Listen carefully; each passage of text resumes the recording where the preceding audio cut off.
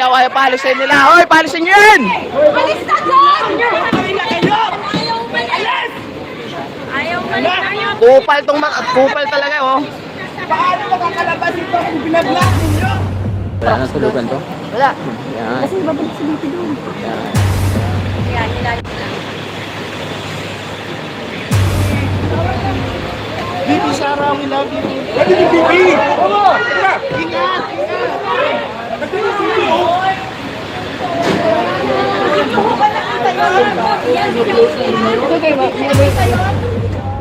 Yun o, so dito na naman po tayo. So, pag nag-aantay po tayo sa resulta ng fill in the blank kung sino ba yung nagpi-fill up nito. No? Habang nag-aantay tayo sa resulta, no, ano pang mga latest development sa naturang issue, ito muna tayo. No? So nakita natin dyan na so kaugnay po ito sa assault complaint no, laban kay BP Sara. So nangyari po ito nung tinatransfer ng hospital itong staff ni BP Sara no, nung na-contempt ito si attorney Zulaika. So ito po yung mga pangyari at yun na nga naalala natin dahil sinampahan nga ng kaso si BP Sara ng mga kapulisan no dahil sa pangyayaring yun. Yun papakita ko lang sa inyo no kung ano ba ang mga pangyayari noon at na nagtulak nitong mga kapulisan na to para magsampa ng kaso laban kay BP Sara Duterte no. Binuboto ng 32 million. Ganun na lang sila nagsampang ng kaso kay BP Sara. Pero mabuti naman at ito ay binasura na ng ano. So dito natin makikita na umuusad pa rin yung justisya natin dito sa ating bansa. No? So dito makikita nyo kung ano ba talaga yung mga pangyayari dito. No? So panoorin na natin itong video nung sinampahan siya ng kaso nitong mga kapulisan na ito. Yung sinampahan yung kaso at sino yung sinampahan? Okay, we have referred the criminal complaint against Vice President Sara Duterte and Colonel Raymond La Chica and several John Does and John Day. So we have referred the case of direct assault, disobedience, and grave coercion. Sir, ano po yung background nung sinampahan nating reklamo? So this is in reference to what happened last Saturday at Veterans Memorial Center, Medical Center. Ano ba yung specifics na ginawa sa mga tauhan? Ano ba yung specific ginawa sa mga tauhan? So I don't want to... Yan o, hindi niya masasabi no. So ito, tayong papakita natin ang video dito. Pero bago yan, ito ang kinukomplain nila ay criminal case. So itong criminal case dito no, ay maaari kang makulong dito. Hindi ko alam no, hanggang 20 years or parang gano'n no. Basta kulong ang mayroon dito sa criminal case na ito. Depende sa bigat ng kasalanan. At ito yung kinakaso nila kay BP Sara. So ngayon dito, at hindi niya masasabi nung tinatanong siya nung mga media kung ano ba ang mga specific o mga ano, so hindi niya masasabi. So ngayon dito ipapakita natin sa inyo kung anong nangyayari doon dahil hindi ito nakikita sa television, sa mainstream media no. Kung mayroon man nakita doon putol-putol yang dito, mahaba ito, galing po ito sa vlogger na si Dabawinyo.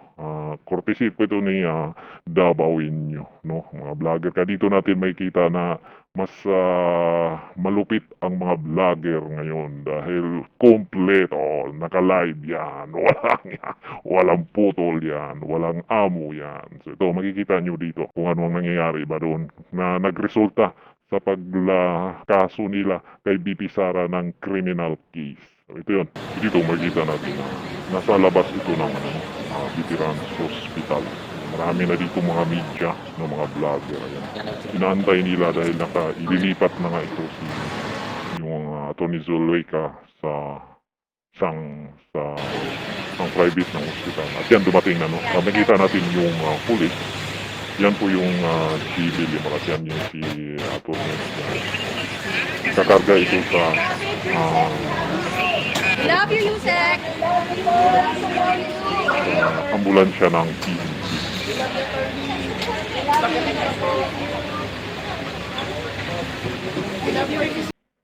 So dito makikita natin na si BP Sara ay nakatayo at nasa yun na nga hawak na ng pulis itong pinto ng ambulansya at mabilisan lang ang pangyayari dito. So panoorin natin kung ano ang nangyari ito. Nasa gitna si BP Sara.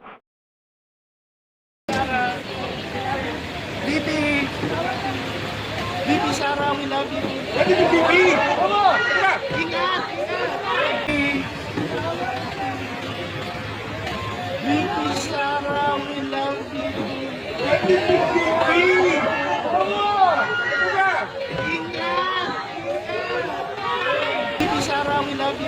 Pwede yung BP!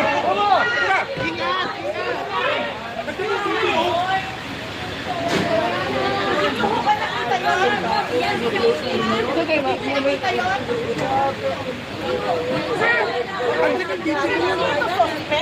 Hindi ito convict. Magdadulog mo namin sa itlog. Hindi.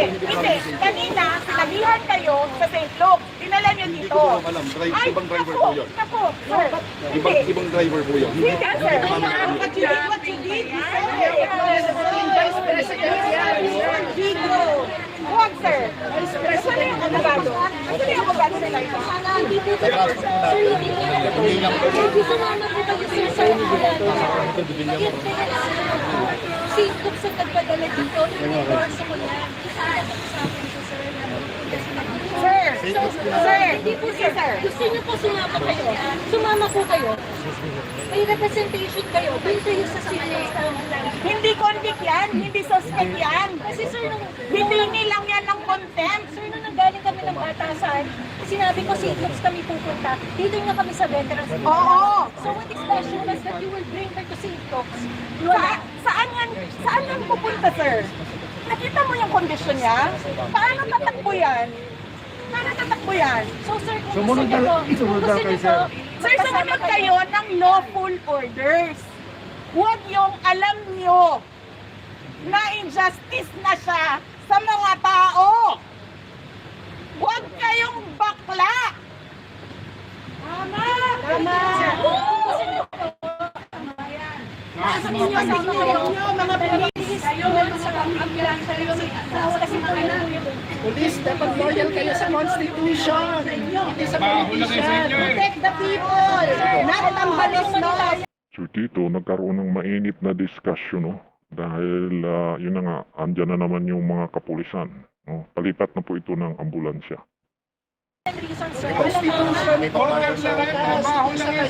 Sir, hindi ito bargain. Hindi ito bargain. Hindi ito bargain. Ilabas niyo yung... Sir, tingnan mo. Kasi dito, doktor nga nagsasabi sa'yo, doktor, sir, kasalanan nila. Huwag mo hawakan.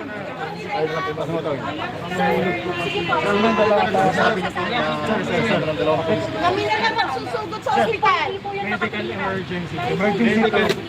Sige po. Sir, doktor ang masusunod dito, hindi polis.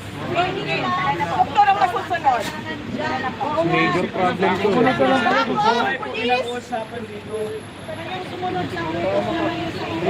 Doon sa ambulance niyo kami. Yung kanyang ano... Dito lang. Ako na. Sige. Oo, lilipat tayo. Lilipat tayo. O, mag-isa na may Kami na lang.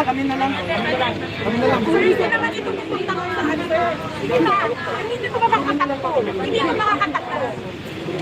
Sa parteng ito ay ililipat na ito yung pasyente sa isang private na ambulansya dahil ayaw niya sumakay dito sa PNP ambulance, no? At mainit na ang sitwasyon dito, no?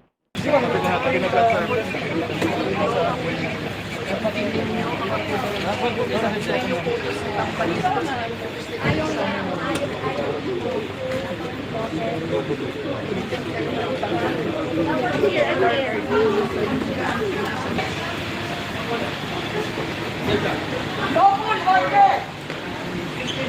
Dito, ayan, andyan naman yung pulis doon at dahil doon sa nangyari, no, namuntik na ipitin sa pinto si BP Sara, tumaas ang tensyon. At ito, ililipat na dito sa may private na ambulansya. Huwag ka na bumida!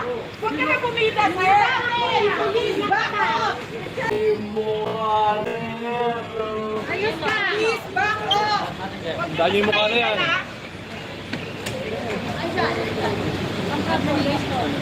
Huwag kayong magpagsaro. Wala. Guys, layo lang ako tayo dito. Layo lang ako tayo. Yes.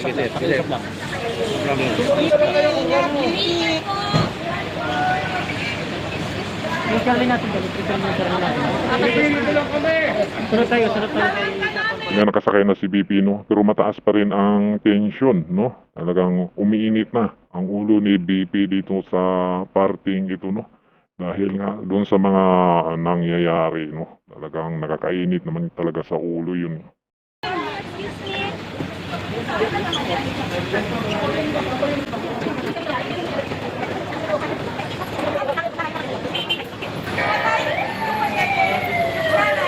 Paano mamatay ang anak niya? Okay? Okay, sumunod ka. Yan ang nasasakyan mo. Yan po, yan po. Ingat, Bibi. Hey. Teka, dito may motor.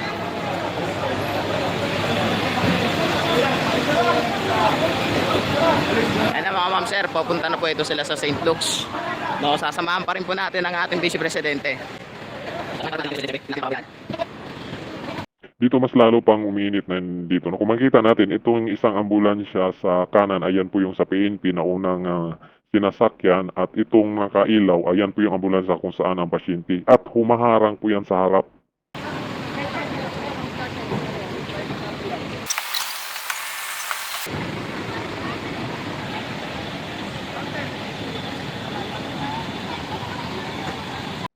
At dahil humaharang ito sa harap, kaya na tumataas ang tension dito. Talagang nagkasigawan, pati yung ay talagang pinupukpok na itong ambulansya ng PNP.